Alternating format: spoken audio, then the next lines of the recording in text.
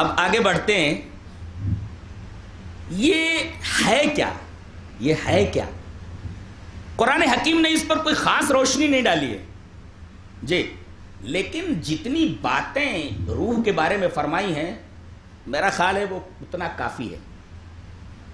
Short but sweet, جتنا کہہ دیا سو کہہ دیا. اس کے آگے کچھ سوچنے سمجھنے کی اور غور کرنے کی ضرورت ہی نہیں ہے. چلیے وہ آیات دیکھ لیتے ہیں، آیت کریمہ دیکھتے ہیں، اور اس آیت کریمہ کی شرح میں نبی کریم صلی اللہ علیہ وسلم کی حدیث دیکھتے ہیں جسے امام بخاری رحمۃ اللہ علیہ کتاب العلم کے اندر لائے. پہلے آیت دیکھتے ہیں. وَيَسْأَلُونَكَ عَنِ الرُّوحِ قُلِ الرُّوحُ مِنْ أَمْرِ. بہت غور سے سنیے، اس آیت کریمہ کی تفسیر کرنے جا رہا ہوں. بہت ہی دقیق اور بہت ہی باریک تفسیر ہے اس کی. وَيَسْأَلُونَكَ عَنِ الرُّوحِ قُلِ الرُّوحُ مِنْ أَمْرِ رَبِّي وَمَا أُوتِيتُم مِّنَ الْعِلْمِ إِلَّا قَلِيلًا. یہ لوگ آپ سے روح کے بارے میں سوال کرتے ہیں. اب سوال یہ ہوا کہ یہ سوال کس کا تھا؟ سوال یہ ہوا کہ یہ سوال کس کا تھا روح کے بارے میں؟ جملہ یاد کیا جائے. سوال یہ ہے کہ یہ سوال کس کی طرف سے تھا اور نبی نے اس کا جواب کیا دیا. آئیے حدیث پڑھتے ہیں. حدیث اس طرح. وعن عبداللہ رضی اللہ تعالیٰ عنہ قال بین انا امشی مع النبی صلی اللہ علیہ وسلم فی خیرب المدینہ وهو يتوکع على اسیب معه فمر بنفر من اليهود فقال بعضهم لبعضهم سلوه عن الروح وقال بعضهم لا تسألوه لا يجيء فيه بشيء تكرهونه فقال بعضهم لنسألنه فقام رجل منهم فقال يا أبا القاسم ما الروح فسكت فقلت إنه يوحى إلي فقمت فلما انجلى عنه قال ويسألونك عن الروح قل الروح من أمر ربي وما أوتيتم من العلم إلا قليلا قال الأعمش هكذا في قراءتنا رواہ البخاری فی کتاب العلم. یہ پوری کی پوری روایت ایک لفظ ادھر ادھر ہوئے بغیر پوری کی پوری آپ کے سامنے پیش کر دی گئی. راوی حضرت عبداللہ ابن مسعود. حضرت عبداللہ ابن مسعود رضی اللہ. یہ ضابطہ ہے کہ جب صرف عبداللہ بولا جائے تو عبداللہ ابن مسعود ہی مراد ہوتے ہیں. اگر اس سے عبداللہ ابن عمر ہو تو آگے ابنیت لگائی جاتی ہے، لیکن خالی عبداللہ اگر بول دیا جائے تو اس میں عبادلہ میں عبداللہ ابن مسعود ہی مراد ہوتے ہیں. تو حضرت عبداللہ ابن مسعود رضی اللہ تعالیٰ عنہ فرماتے ہیں کہ میں نبی کے ساتھ چل رہا تھا. بینا انا امشی، کدھر چل رہے تھے وہ؟ جگہ بتا رہے ہیں وہ. فی خیرب المدینہ، یہ خراب کی جمع ہے. خراب مانے ویرانہ، جمع خیرب بروزن قیرب. تو مدینہ کے ویران مقامات سے میں نبی کے ساتھ گزر رہا تھا. کچھ ویرانے تھے، ان ویرانوں سے گزر ہو رہا تھا. اور نبی کریم صلی اللہ علیہ وسلم اس وقت کھجور کی ایک ٹہنی، اسیب کہتے ہیں، عین سین یہ بے اسیب، ایک ٹہنی تھی، اس کو ٹیک لگا لگا کر کے آپ چلے تھے، چھڑی کے طور پر استعمال فرما رہے تھے. وہ یتوکع علی اسیب معه، آپ کے ساتھ ایک کھجور کی شاخ تھی، اس شاخسار کے اوپر، اس ٹہنی کے اوپر آپ ٹیک لگا لگا کر کے چل رہے تھے، ہم آپ کے ساتھ تھے. اچھا آگے گئے. فمر بنفر من اليهود، وہاں کچھ یہودی بدماش بیٹھے ہوئے تھے، دیکھ کر کے کہنے لگے دیکھو محمد آ رہے ہیں، اب ان کو ذرا اٹکاؤ. بعض لوگ ہوتے نہیں ہیں، مولوی صاحب بیٹھے ہیں ذرا اٹکاؤ ان کو، کوئی نہ کوئی مسئلہ ایسا پوچھو اٹکے رہے. تو علم برائے اس سے عمل کرنا مقصود نہ ہو تو سوال نہیں پوچھ. سوال برائے سوال درست نہیں ہے. سوال برائے علم ہونا چاہیے، سوال برائے عمل ہونا چاہیے. یہ آ رہے ہیں دیکھو ان کو اٹکاؤ، کوئی ایسا مشکل مسئلہ پوچھو کہ اٹک جائیں گے، تاکہ ان کے ساتھ جو لوگ چل رہے ہیں نا ان کے اوپر وعدے ہو جائے کچھ جانتے وانتے نہیں ہیں، خواہ مخواہ نبوت کا دعویٰ ٹھونک رکھا ہے. آن دو. کہا کہ سوال کیا کریں؟ کہا کہ سلو عن الروح، روح کے بارے میں سوال کرو. سب سے مشکل سوال ہے یہ، نبی سے کرو سلو عن الروح. تو کچھ لوگوں نے کہا ارے کائے کو مغز ماری کر رہے ہو، ارے کہیں کوئی جواب ایسا آ جائے، یہ تو نبی ہے، یہ کہیں وہی اتر آئے اور سوال کے ضمن میں ہم لوگوں کی حجامت نہ ہو جائے. لا یجیء فیہ بشیء تکرہونہ، ایسی بات آپ بیان کرنے لگے اس سوال کے جواب میں کہ ہم لوگوں کا کوئی عیب کھل جائے. زیادہ بہتر یہی ہے کہ سوال ان سے نہ کیا جائے. اس کا مطلب یہ ہوا، یہ جملہ بتا رہا ہے کہ نالائقوں کو یقین تھا کہ یہ سچ مچ اللہ کا نبی ہے. لا یجیء فیہ بشیء تکرہونہ، یہ وہی کے ذریعے بات کرتا ہے. اور کوئی ایسی بات نہ کر لے سوال کے جواب میں کہ ہم لوگوں کی ناک کٹ جائے. لیکن ان میں سے چند تھے کہنے لگے نہیں، فقال بعضهم لنسألنہ، پوچھ کر ہی چھوڑیں گے. لنسألنہ، کہا پوچھ لے. فقام رجل منہ، ان میں سے ایک آدمی کھڑا ہوا، کہا کہ محمد ایک سوال کرنا ہے. محمد نہیں بولا، یا ابا القاسم، نام لینا بھی گوارا نہیں کرتے تھے. اتنے شیاطین تھے یہ کہ نبی کا اتنا پیارا نام لینا گوارا نہیں تھا ان کو. اس لیے کہ اگر محمد بولے تو محمد کا مطلب یہ کہ اللہ کے بعد جس شخصیت کی سب سے زیادہ تعریف اس روئے زمین پر ہوئی ہے اور ہوگی اور ہونے والی ہے، کسی اور کی نہیں. محمد جس کی حد درجہ تعریف کی وہ اللہ کے بعد. اب اس سے زیادہ تعریف کی کہ اللہ تبارک و تعالیٰ نے ہر اذان میں، اقامت میں، ایک اذان ہو گئی، دوسری اذان جب نماز کے لیے شروع ہوتی ہے اس کے اندر بھی اللہ تعالیٰ نے اپنے نام کے ساتھ اپنے حبیب کا نام ملا لیا ہے. بولو میرے نام کے ساتھ میرے حبیب کا نام ہے، اشہدو ان لا الہ الا اللہ اشہدو ان محمد الرسول اللہ. تو یہ نام نہیں لیتے. کہنے لگے فقال یا ابا القاسم، اے ابو القاسم، قاسم کے ابا، محمد نہیں بول رہے ہیں، اے ابو القاسم. بولے بولو. کہا کہ ایک سوال کرنا ہے. کہا کہ کیا؟ کہا کہ مر روح، واٹ از سول، روح کیا ہے؟ مر روح، روح کیا ہے؟ ماں مانے کیا؟ عربی میں ماں مانے کیا، واٹ کے مانے میں. مر روح، روح کیا ہے؟ نبی کریم صلی اللہ علیہ وسلم خاموش ہو گئے. فسکتا، یہ سکوت اس بات کی دلیل ہے. اور آگے صحابی اس سکوت کی اشارہ کر رہے ہیں. فسکتا فقلت، راوی بولتے ہیں مجھے یقین ہو گیا انہ یوحی الیہ، سوال کے جواب میں وحی نازل ہو رہی ہے. اللہ اکبر. یہ عام انسانوں سے الگ ہستی ہوتی ہے. اسی وجہ سے کہا گیا والنجم اذا ہوا ما ضل صاحبکم وما غوا وما ينطق عن الهوى ان هو الا وحی یوحی. میرا نبی جو بولتا ہے وہ اپنی خواہش سے، نفس سے نہیں بولتا. وہ جو بولتا ہے زبان اس کی ہوتی ہے اور بات عرش والے کی ہوتی ہے. صرف وہ زبان ہے، اس کی زبان سے اللہ کلام کرتا ہے، بات کرتا ہے. وما ينطق عن الهوى ان هو الا وحی یوحی. فسکت، he became silent، خاموش ہو گیا. راوی کہتے ہیں مجھے یقین ہو گیا. فقلت انہ، قال کے بعد انہ، فقلت انہ یوحی الیہ. اب وہی نازل ہو رہی ہے آپ کے اوپر.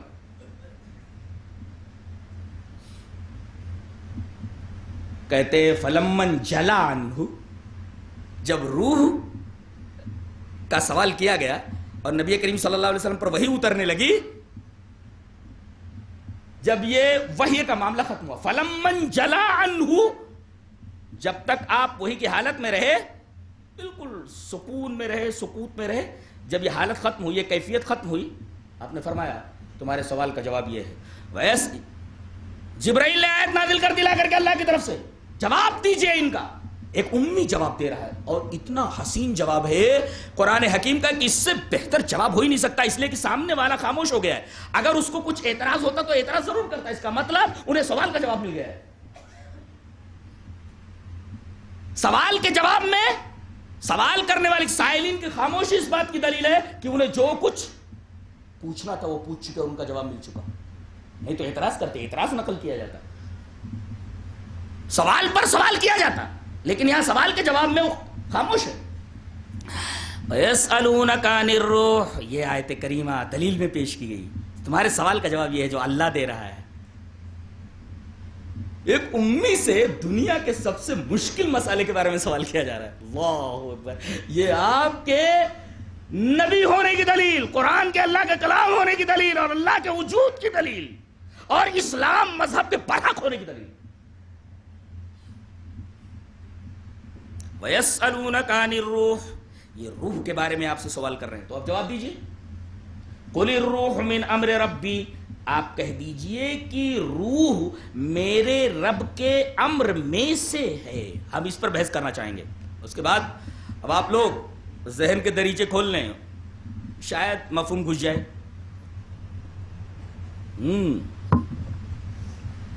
قرآن حکیم کی اس آیت کے اوپر ہم آسانی سے گزر جاتے ہیں، لیکن جو الفاظ استعمال کیے گئے ان کے اوپر غور کر لیا جائے تو روح کی حقیقت سمجھ میں آ جاتی ہے، جتنا سمجھنا ہے۔ وَيَسْأَلُونَكَ عَنِ الرُّوحِ، یہ لوگ آپ سے روح کے بارے میں سوال کرتے ہیں، آپ فرما دیجئے، جواب دیجئے آپ ان کو، الروح من امر ربی، روح میرے رب کے امر میں سے ہے۔ یہ نہیں کہا گیا اللہ کے امر میں سے ہے، یہاں اللہ کا ذاتی نام آ جانا چاہیے تھا، صفاتی نام میں سے کوئی بھی نام آ سکتا تھا۔ سوال یہ ہے کہ جواب میں اللہ تبارک و تعالیٰ کا جو صفتی نام ہے وہ رب کیوں لایا گیا؟ ایک نقطہ بتانے کے لیے کہ روح مخلوق ہے، اور جس طریقے سے دیگر چیزیں پرورش پا رہی ہیں روح کی بھی پرورش ہو رہی ہے۔ جیسے دنیا کے ہر شے محدود ہے، روح بھی محدود ہے۔ جیسے دنیا کے ہر شے کا علم محدود ہے، روح کا بھی علم محدود ہے۔ جیسے ربوبیت نام ہے، انشاء الشیء حالا فحالا الی حد التمام، ربوبیت نام ہے کہ کسی شے کو تدریجاً، گریجولی، رفتہ رفتہ حد کمال تک پہنچانا۔ رب کا حوالہ دے کر کے بتایا گیا کہ روح مخلوق ہے، یہ شعور حاصل کرتی ہے بدن میں آنے کے بعد، رفتہ رفتہ اس کی تربیت ہوتی ہے۔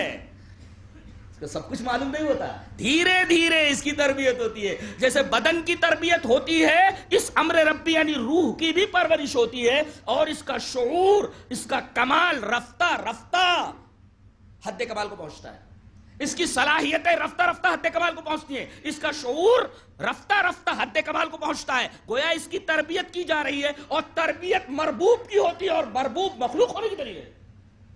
دو باتیں معلوم ہوئی، روح مخلوق ہے اور اس کی تربیت ہو رہی ہے، اس کے شعور کی، اس کے صلاحیتوں کی، اس کی کیریکٹرسٹکس کی، ساری چیزوں کی وہ تربیت فرما رہا ہے۔ مخلوق ہونے کی دلیل بھی، روح مخلوق ہے، لیکن یہی ایک نقطہ اور بتا دوں، ایک روح ایسی ہے جو مخلوق نہیں ہے۔ اچھا، روح مخلوق نہیں ہے؟ ہاں، ایک روح ایسی ہے جو مخلوق نہیں ہے، قرآن۔ اچھا، قرآن کو بھی روح کہا گیا؟ جی ہاں، اللہ نے فرمایا وَكَذَلِكَ أَوْحَيْنَا إِلَيْكَ رُوحًا مِّنْ أَمْرِنَا مَا كُنْتَ تَدْرِي مَا الْكِتَابُ وَلَا الْإِيمَانُ، اے ہمارے حبیب، ہم نے آپ کی طرف روح وحی کی ہے، اپنے امر میں سے روح وحی کی ہے۔ یہ روح کیا ہے؟ مفسرین نے بتایا کہ روح جو ہے یہاں قرآن کے معنی میں ہے، قرآن ہے، قرآن روح ہے، روح۔ ظاہر ہے کہ القرآن کتاب اللہ، القرآن کلام اللہ غیر مخلوق، قرآن جو اللہ کا کلام ہے وہ غیر مخلوق ہے۔ تو اگر قرآن کو روح کہا گیا تو ایک روح ایسی ہے جو مخلوق نہیں ہے، القرآن کلام اللہ غیر مخلوق، لیکن یہ روح اس کے علاوہ جو اللہ کی صفت نہیں ہے، جو اللہ کا کلام نہیں ہو، ساری کی سارے ارواح مخلوق ہیں۔ اچھا، جبرائیل، ہاں وہ بھی روح ہیں۔ نزل به الروح الامین علی قلبک لتکون من المنذرین، حضرت جبرائیل علیہ السلام کو بھی روح کہا گیا ہے۔ ظاہر ہے کہ وہ مخلوق ہیں، اللہ نے ان کو پیدا کیا، لہذا یہ روح مخلوق ہے۔ اسی طریقے سے حضرت عیسیٰ علیہ السلام، ان کو روح کہا گیا اس لیے کہ وہاں مادہ نہیں ہے، اس لیے کہ پیدائش میں دو چیزیں درکار ہوتی ہیں، ایک تو نطفہ، منی، نطفہ، اور دوسرے اللہ تبارک و تعالیٰ کا حکم کن۔ دیکھیے یہاں مادہ نہیں ہے، یہاں نطفہ نہیں ہے، لفظ کن ہے جو ایک امر ہے، اللہ تبارک و تعالیٰ کے امر سے حضرت عیسیٰ علیہ السلام مخلوق کو، لہذا ان کو جو روح کہا گیا ہے، حضرت عیسیٰ بھی مخلوق ہے۔ تو بعض ارواح جیسے قرآن ہے، یہ روح غیر مخلوق ہے، بقیہ اور جتنی ارواح ہیں سب کی سب مخلوق ہیں۔ حضرت جبرائیل کو روح کہا گیا، وہ مخلوق ہے۔ حضرت عیسیٰ علیہ السلام کو روح کہا گیا، وہ مخلوق ہے۔ قرآن حکیم کو روح کہا گیا، وہ القرآن کلام اللہ غیر مخلوق۔ اور ایک بات اور بتا دیتا ہوں، یہ نقطہ لے کر کے جاؤ اس محفل سے، اور عجیب و غریب نقطہ ہے، شاید آپ کو کہیں نہ ملے۔ اور امام رازی نے اس قول کو سدی کی طرف منسوب کیا، اور وہ قول مجھے بے حد پسند آیا۔ امام رازی نے اس قول کو سدی کی طرف منسوب کیا ہے، اور وہ قول مجھے بے حد پسند آیا۔ اولئک کتب فی قلوبہم الایمان وأیدہم بروح منہ، وأیدہم بروح منہ، صحابہ کرام کی عظمت بیان کرتے ہوئے اللہ فرمایا، یہ وہ ہیں صحابہ جن کے دلوں میں اللہ نے ایمان لکھ دیا ہے۔ شیعوں کی تردید ہو گئی، ارے بھائی بچے جب تختی کے اوپر کوئی چیز لکھتے ہیں تو بعد میں لے جا کر اس کو پتوڑ دیتے ہیں اور اس کو صاف کر دیتے ہیں. لیکن اللہ کا نکاح کوئی پتوڑ نہیں سکتا, کوئی صاف نہیں کر سکتا. لکھ دیا تو لکھ دیا تو ختم. اولئک کتب فی قلوبہم الایمان, اللہ نے صحابہ کرام کے دلوں کے تختیوں پر ایمان لکھ دیا ہے. اب وہ لکھ دے تو کون ہے بھولنے والا؟ لہذا وہ آخر تک ایمان والے رہے. کون کہتا بعد میں مرتد ہو گئے؟ اس آیت کریمہ کا انکار ہے. اچھا آگے, ارے یہ تو بڑی عجیب و غریب بات ہے. وَأَيَّدَهُمْ بِرُوحٍ مِّنْهُ, اور ان صحابہ کرام کی پوری جماعت کو اللہ نے مدد بہم پہنچائی, ان کی تائید فرمائی. کس سے؟ بِرُوحٍ مِّنْهُ, ہو کی ضمیر روح کی طرف لوٹ رہی ہے, ایمان کی طرف, یعنی روح ایمان سے ان کی تائید فرمائی. اس کا مطلب اگر ایمان میں بھی روح نہ ہو تو ایمان بیکار ہے. ایمان اس کے اندر روح ہی, اچھی بات ہے. آپ کو حیرت نہیں ہوئی؟ کسی کے چہرے پر میں حیرت نہیں دیکھ رہا ہوں اتنے عجیب و غریب استدلال پر. سمجھ میں بات آئی کہ نہیں آئی؟ ایک ہے ایمان جو جنت میں لے جائے گا, اور اس ایمان کی بھی ایک روح ہے. اسی وجہ سے سدی نے کہا روح کی ضمیر ایمان کی طرف لوٹ رہی ہے, یعنی اللہ تعالیٰ نے ان کے ایمان کے اندر روح ڈال دی تھی, یہ روح برابر رہی. اس کا مطلب ایمان میں روشنی ہو ہی نہیں سکتی جب تک کہ اس کے اندر روح موجود نہ ہو. نقطہ یہ نکلا ادب کا بھی کہ روح یہ زندگی کا تلازمہ ہے, ایک پراسراریت کا تلازمہ ہے. جہاں روح بولی جائے وہاں پر یہ سمجھا جائے کہ یہاں قوت مراد ہے, طاقت مراد ہے, یا یہ مسٹری مراد ہے. اس کے اوپر پیچیدگیوں کا, اسرار کا دبیز پردہ پڑا ہوا ہے. گویا یہ روح یہ تلازمہ ہے طاقت کا, قوت کا, اور روشنی کا, زندگی کا, حرارت کا. قرآن حکیم کو روح اس وجہ سے کہا گیا کہ اگر انسان کے اندر آ جائے, کسی فرد کے اندر یہ روح آ جائے تو انسان زندہ ہو جائے, فرد زندہ ہو جائے. کسی معاشرے کے اندر قرآن آ جائے تو معاشرہ زندہ ہو جائے. کسی ملک کے اندر یہ روح آ جائے, قرآن آ جائے تو وہ ملک زندہ ہو جائے.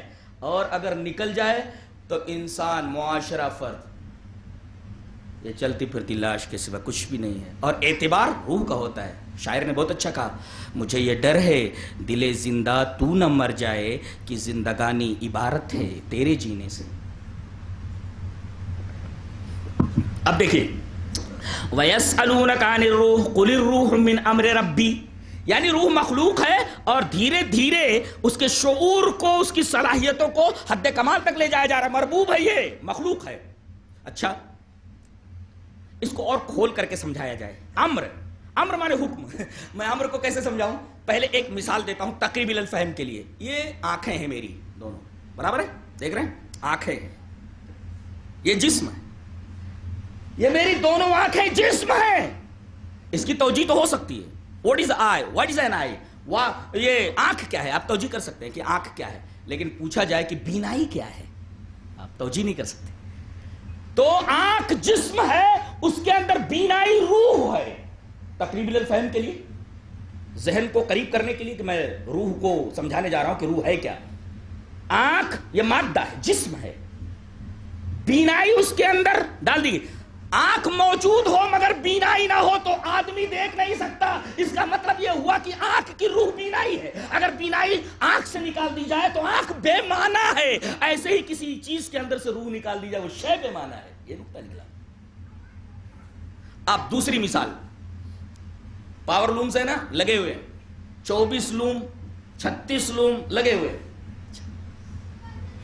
مشینیں ہیں سب کپڑا بننے کے لیے. یہ مشینیں مادی ہیں. اب پوچھا جائے کہ لوم کیا ہے, آپ توجیہ کر سکتے ہیں. لیکن ایک چیز آتی ہے, بٹن دباتے ہیں, کھٹ, یہ کھٹ یام رہے, یہ کھٹ. اب کھٹ کرنے سے ایک چیز جاتی ہے لوموں کے اندر, اور لوم یہ زندگی پا لیتے ہیں اور متحرک ہو جاتے ہیں. اس کا مطلب ہے کہ یہ مادے کے اندر حرکت, قوت, طاقت اور کام والا بنا دیتے ہیں. لوم کام نہیں کر سکتا جب تک کرنٹ نہ ہو. اس کا مطلب روح.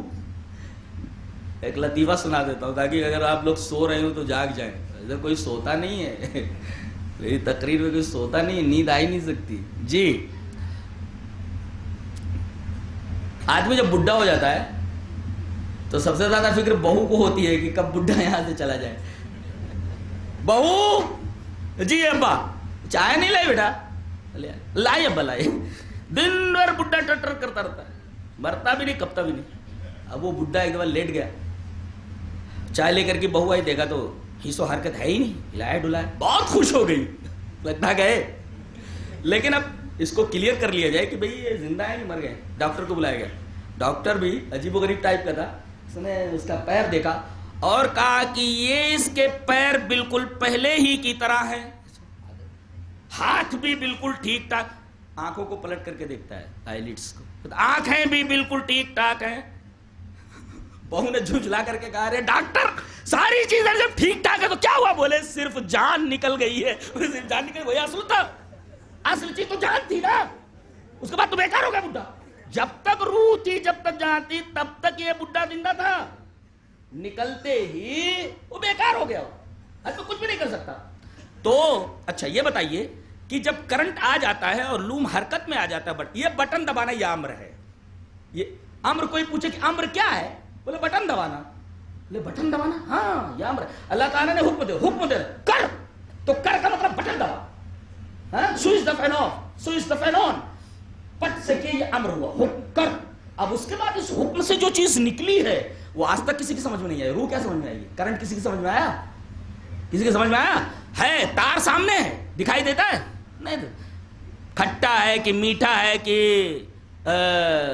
لال ہے کہ پیلا ہے، کوئی شکل نظر نہیں آتی، لیکن ہمیں معلوم ہے کہ اس تار کے اندر کوئی نہ کوئی چیز ہے جو حرکت دے رہی ہے لوموں کو، اگرچہ سمجھ میں نہیں آ رہی کہ کیا چیز ہے، اگرچہ سمجھ میں نہیں آ رہا ہے کہ وہ اس کی شکل کیا ہے، اس کی کیفیت کیا ہے، مگر ہم مانتے ہیں کہ وہ چیز ہے، اس لیے کہ لوم حرکت میں۔ یہیں سے معلوم ہوا کہ اگر قانون موجود ہے تو مقنن کا وجود ضروری ہے، اگر لوم چل رہے ہیں تو اس کا مطلب کرنٹ موجود ہے، یہ عالم چل رہا ہے، ایک تنظیم کے ساتھ چلانے والا موجود ہے۔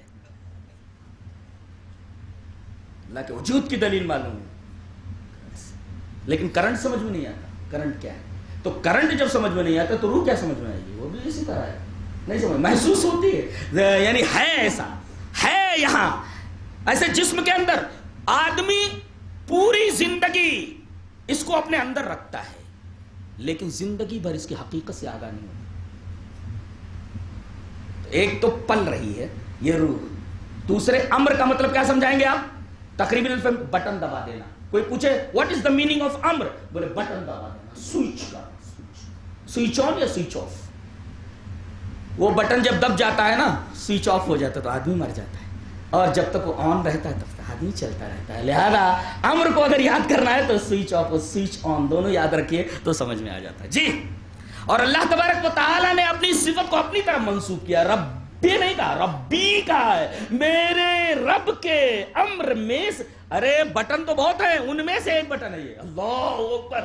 یہ روح ایک ہی بٹن نہیں ہے، اللہ کے امروں میں سے بہت سارے امر، ایک امر ہے خالی ہے، تمہاری سمجھ میں نہیں آ رہا ہے، یہ کائنات کیا سمجھو گے تم؟ تمہاری عقل کی بساط کیا ہے؟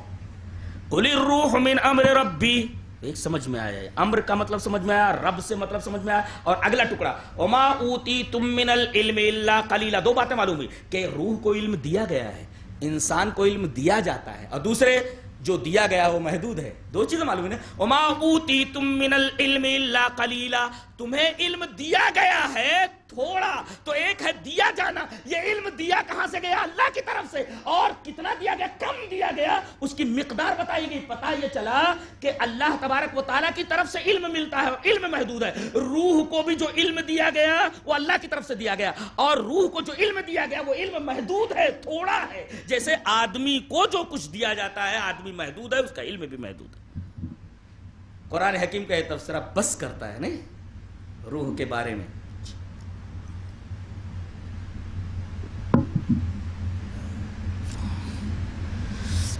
یہ ایک نہ سمجھ میں آنے والی چیز ہے۔ آدمی مر گیا، بہت